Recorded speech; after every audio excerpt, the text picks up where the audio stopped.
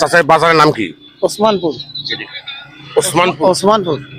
এই ওসমানপুর নামটা যে দেওয়া হলো, কেমন করে আসলো এই ওসমানপুর নামটা? ওসমানপুরের নামটা কেমন করলে, এখানে একটা বহুদিনে আগে বলে হলো একটা লোক ছিল এখানে চাকরি করতো। ওই লোকটা হলো মনে করো ওসমানপুর নাম থেকে গেছে, বন জঙ্গল ছিল, বন জঙ্গল এই জন্য ওসমানপুর থেকে গেছে। লোকটা নাম রেখে গেছে। হ্যাঁ, লোকটা নাম। দর্শক কিন্তু ইনি এই চাচা সঠিক অবশ্য নামটা বলতে পারলো না।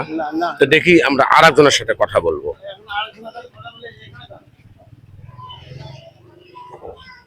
দেখে আসো, এখানে আসো ভাই, আপনি তো এখানকারই নাকি?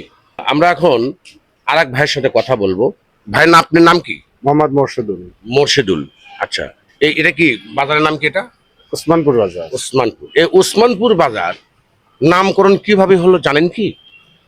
আমার জানা মতে এটা ওসমান গনি নামে এক লোক ছিল, ওসমান গনি নামে। উনি নাকি জমি টমি দিয়ে ওনার নামে নামকরণ করা হয়েছে। উনি দর্শক বিন্দু, উনি অবশ্য কাছাকাছি গেছেন কিন্তু ক্লিয়ার নয়। এ ভাই একজন সার্ভিসম্যান, উনি টোবাকো কোম্পানিতে চাকরি করে থাকেন।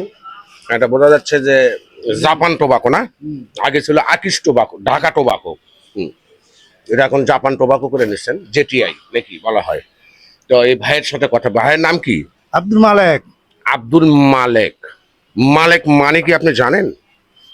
মালেক মানে হলো মালিক, মানে আল্লাহর নাম। আল্লাহর না, আল্লাহর বন্ধু বলা হয়। বন্ধু, হ্যাঁ। আচ্ছা, ধন্যবাদ। আর আপনি কি জানেন যে এই ওসমানপুর, যে উনি যে বললো, উনি কাছাকাছি গেছেন অবশ্য, আমরা ইয়ং বয়সের মানুষ, আমরা না জানারই কথা, যে ওসমানপুর নামটা যে দেওয়া হলো কেন, কিভাবে আসলো? অন্য নামও তো দিতে পারে। অন্য নাম আগে ছিল নয়াহাট করে আমরা বলতাম, তারপরে আসলো ওসমানপুর। ওসমানপুরটার নামটা কেন আপনি সেটা বলতে পারবো না। জানেন না? না। দর্শক বন্ধু, আমি বলে দিচ্ছি, এই ওসমানপুর নামটা হয়েছে আজ থেকে শত শত বছর আগে একজন প্রভাবশালী একজন ব্যক্তি ছিলেন, জমিদারি ভাব ছিল, তার নাম ছিল ওসমান গনি। ওখান থেকে নামকরণ করা হয়েছে ওসমানপুর। নামের অর্থটা আমরা জানি না, কোনো ঐতিহাসিক স্থানের নামও আমরা জানি না। আমরা এটা বলে দিলাম আর বলে দেওয়ার চেষ্টা করে থাকি।